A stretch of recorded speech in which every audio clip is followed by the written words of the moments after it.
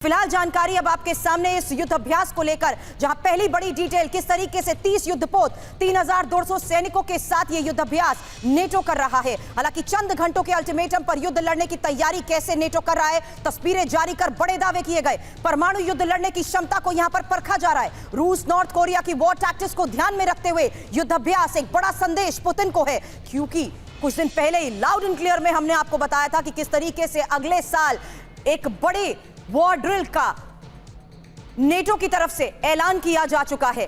अगले साल की शुरुआत में नेटो के इस युद्धाभ्यास की जानकारी हमने आपको दी थी, लेकिन शीत युद्ध के बाद युद्धाभ्यास होगा और नेटो के सभी देश युद्धाभ्यास में भी शामिल होने वाले हैं। हालांकि हमने आपको बताया था एक दिन पहले ही कि किस तरीके से अगले साल खास तौर पर एक बड़ी ड्रिल होने वाली है। इस ड्रिल में नेटो के देश शामिल हैं, लेकिन आज बाल्टिक सी में हो रहे युद्ध अभ्यास की वो तस्वीरें जारी कर यह बता दिया है कि हर हालात से निपटने के लिए नेटो भी पूरे तरीके से तैयार है। इसकी कुछ और डिटेल्स अब हम आपके सामने रखने वाले हैं। अब अगले साल फरवरी और मार्च में जिस मेगा ड्रिल की जानकारी हमने आपको एक दिन पहले दी थी, एक क्विक रिकैप और जानकारी उसी सबसे बड़े युद्ध अभ्यास के बारे में, जहां देखिए किस तरीके से 41,000 सैनिक 50 वॉरशिप इस मेगा ड्रिल का हिस्सा होंगे। इतना ही नहीं, 600 से 700 एयर मिशन के साथ नेटो अब रूस को जवाब देने की तैयारी कर चुका है। और महत्वपूर्ण यह है कि किस तरीके से जर्मनी, पोलैंड, बाल्टिक देशों में नेटो सबसे बड़ा युद्धाभ्यास करने वाला है। और यह सबसे बड़ा युद्धाभ्यास हम क्यों कह रहे हैं, क्योंकि नेटो रूस पर दबाव बनाने के लिए बाल्टिक सी में अपनी ताकत का प्रदर्शन कर रहा है और यह प्रदर्शन दिखाएगा इसी मेगा ड्रिल के जरिए। मेरे सहयोगी मनीष झा इस वक्त हमें ज्वाइन कर चुके हैं। मनीष, टाइमिंग बहुत इंपॉर्टेंट हो जाती है इस मैसेजिंग की, और इस वॉरफेयर में वॉर मैसेजिंग के क्या मायने समझे नेटो की तरफ से? बिल्कुल सुरभि, देखिए किम जोंग उन के रूस विजिट ने दरअसल हंगामा मचा दिया है अमेरिका और नाटो के तमाम देशों के बीच में, क्योंकि नेटो को अब ये लगता है कि अब पुतिन अगला स्टेप उठाने जा रहे हैं, अब युद्ध का एक नया लेवल लेकर जाने वाले हैं और किम का विजिट उसी संदर्भ में है और इसीलिए नेटो पूरा एक्शन में आ गया है। इस वक्त नेटो की एक बड़ी मेगा एक्सरसाइज बाल्टिक रीजन में चल रही है। हालांकि मैं आपको बताऊं, बाल्टिक सी में रूस का भी अपना एक बाल्टिक फ्लीट है, जिसका एक हेडक्वार्टर क्रोनस्टाड में है, दूसरा कैलिनिनग्राड में है। उसी के ठीक दूसरी तरफ नाटो का ये एक बड़ा एक्सरसाइज जो 30 वॉरशिप और 3200 सैनिकों के साथ इस वक्त किया जा रहा है, उस समय जिस वक्त की किम जोंग उन दूसरे किनारे में व्लादिवोस्तोक में मौजूद होकर पैसिफिक फ्लीट के ताकत को देख रहे हैं। तो आप समझ सकते हैं नाटो वर्सेस रूस का जैसे जैसे दिन बीतता जा रहा है, वो एक संकट गहराता जा रहा है कि कभी भी ये जंग आमने सामने हो सकती है और दोनों पक्ष इसके लिए पूरी तरह से तैयारी कर रहे हैं। नेटो का एक्सरसाइज उसी फ्रेम का काउंटर करते हुए यूक्रेन ने अब कब्जा कर लिया है। ये सवाल इसलिए क्योंकि एक और बड़ी खबर है, कैसे क्रिमिया के येवपेटोरिया में ड्रोन अटैक हुआ है और यूक्रेन की तरफ से ये ड्रोन अटैक किया गया है। ड्रोन हमले की तस्वीरें भी आपके सामने होंगी, क्योंकि आज सुबह दर्जनों ड्रोन से ये अटैक हुआ है। क्रिमिया ब्रिज पर अब दहशत का माहौल बना हुआ है।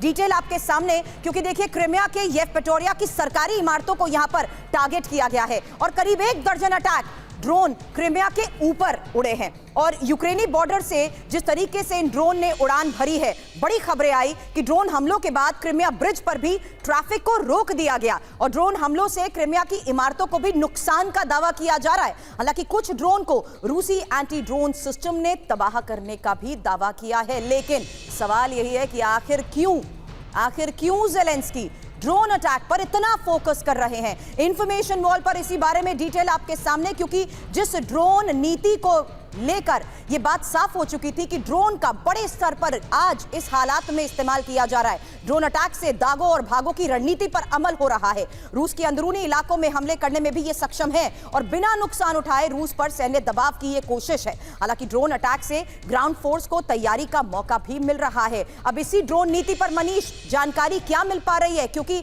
इसी के आधार पर मनीष ये बात यूक्रेन कह रहा है कि वो रूस को पीछे खदेड़ने में कामयाब रहा है। देखिए सुरभि, आज सुबह 7:30 बजे जब भारतीय समयानुसार उस वक्त यूक्रेन की तरफ से 11 ड्रोन और 5 समुद्री ड्रोन जो कि बोट के आकार के होते हैं, उसके जरिए क्रीमिया पर अटैक किया गया था। ब्लैक सी में जो रूसी एक पेट्रोल शिप थी उस पर 5 समुद्री ड्रोन के जरिए जब अटैक किया गया तो पेट्रोल शिप ने उसे देख लिया और अपने शिप के गन के जरिए नष्ट कर दिया था। वहीं 11 ड्रोन को रूसी एयर डिफेंस सिस्टम ने मार गिराया। लेकिन आपने बिल्कुल सही कहा, देखिए जेलेंस्की का फोकस है लगातार वो क्रीमिया पर ड्रोन के जरिए, या कल उन्होंने लगभग 1 दर्जन मिसाइल से हमला किया था, वो क्रीमिया पर हमला करते जा रहे हैं। हालांकि मिलिट्री एक्सपर्ट्स ये कहते हैं कि इसका उनको कितना हासिल होगा ये देखने वाली बात होगी, क्योंकि वहां से जो काउंटर ऑफेंसिव जहां चल रहा है वो महज 100-150 किलोमीटर की दूरी पर चल रहा है, लेकिन वहां पर यूक्रेन पस्त हो रहा है और उसका वो शायद एक डायवर्जन है। जब वो क्रीमिया पर लगातार हमला कर रहे हैं उसमें से कई बार वो कामयाब भी होते दिखते हैं। बिल्कुल, लेकिन इस रणनीति का जवाब देने के लिए अब पुतिन कैसे है तैयार, ये बड़ी जानकारी जहां रूस यूक्रेन युद्ध पर ये अगली बड़ी खबर सर्दियों के लिए पुतिन के प्लान को लेकर, और सर्दियों के लिए पुतिन कैसे है तैयार, बड़ी जानकारी आपके सामने, क्योंकि सर्दियों में यूक्रेन पर अब चौंकाने वाले हमले होंगे और कुछ बड़ा करने की फिराक में है पुतिन।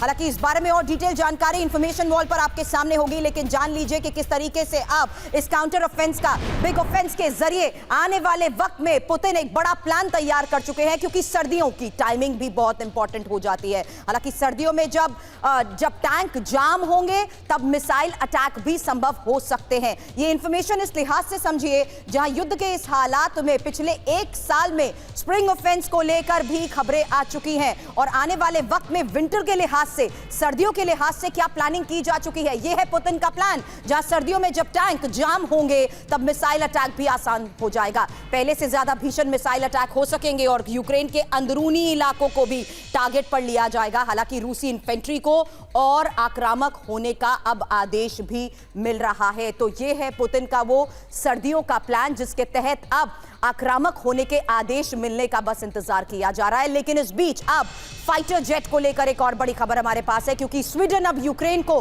फाइटर जेट दे सकता है। ग्रिपेन फाइटर जेट स्वीडन दे सकता है और स्वीडन में ग्रिपेन देने पर अब मंथन भी जारी है। हालांकि जिस तरीके से यूक्रेन की लगातार हथियार को लेकर मांग पूरी हो रही है, बड़ा सवाल यह है कि यूक्रेन इस युद्ध को कितना लंबा खींच सकता है, क्योंकि कल ही हमने आपको बताया था कि किस तरीके से अनुमान यह है कि आने वाले वक्त में 3 साल तक यह युद्ध जारी रह सकता है। ऐसे में यूक्रेन की हथियारों की इस मांग को लेकर आज एक और सबसे बड़ी खबर सामने आई है, जहां स्वीडन अब यूक्रेन को दे सकता है फाइटर जेट। और ग्रिपेन फाइटर जेट की वो तस्वीर देखिए जहां स्वीडन में ग्रिपेन देने पर हो रहा है मंथन। इस बारे में डिटेल आपके सामने कि आखिर ग्रिपेन फाइटर जेट का कैसे किया जा सकता है युद्ध के इस हालात में इस्तेमाल और इसकी खासियत क्या है। सबसे पहले जानकारी इसकी खासियत के बारे में, जहां देखिए इसकी रफ्तार बताई जा रही है 2460 किलोमीटर प्रति घंटा और साथ ही कॉम्बैक्ट रेंज है 15,000 किलोमीटर। 7,200 किलोग्राम का हथियार ले जाने में यह सक्षम है। 52,000 फीट की ऊंचाई तक जा सकता है और एक पायलट इसे उड़ाता है।